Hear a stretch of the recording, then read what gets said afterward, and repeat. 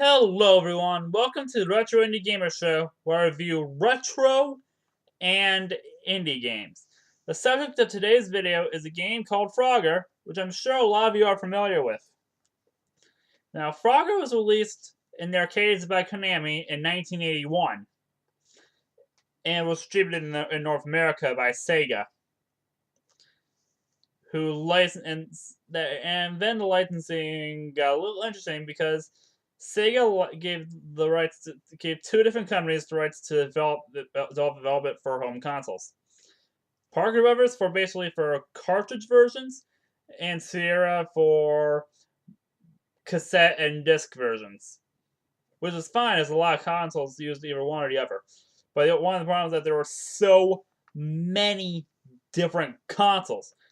Just when most of these were released between 1982 and 1983, I count there were like, I made a list, there's like 15 different consoles that have Frogger on them. 15! The Atari 2600, the 5200, the ColecoVision, the Intellivision, Commodore 64, the PC, Mac, some console I never heard of called the Dragon 32. Holy crap!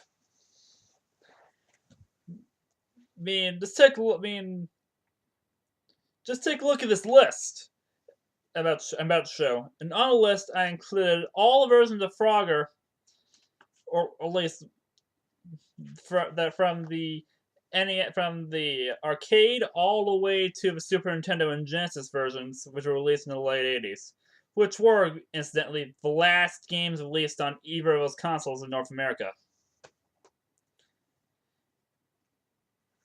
And I also listed the companies that made the different ports of Frogger.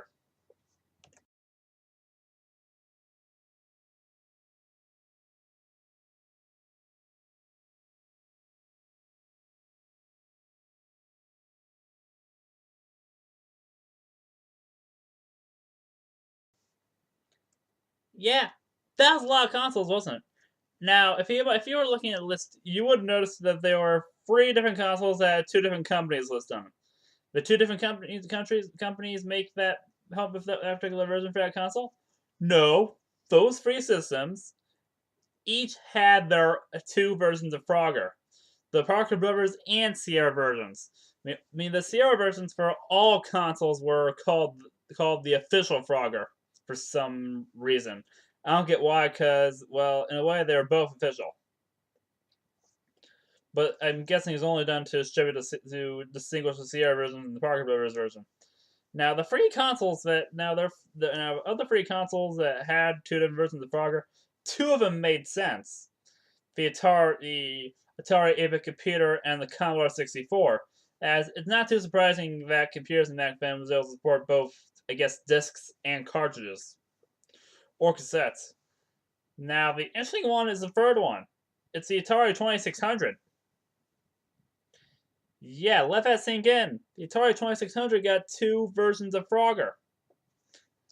And how was it able to support cassettes?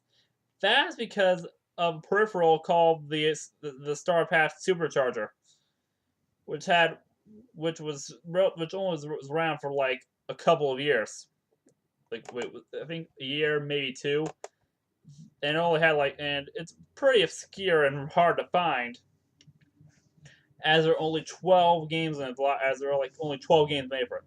One of them was a version of Frogger, called the official Frogger by company StarPath, because they made all the games for their peripheral.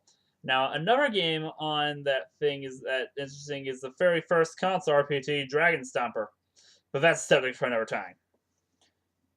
Now, the version of Frogger I'm going to review is the Atari version, though not the StarPath one, as I don't have that version because it's pretty hard to find, as it's pretty rare, as I already mentioned, both the Supercharger and the game itself.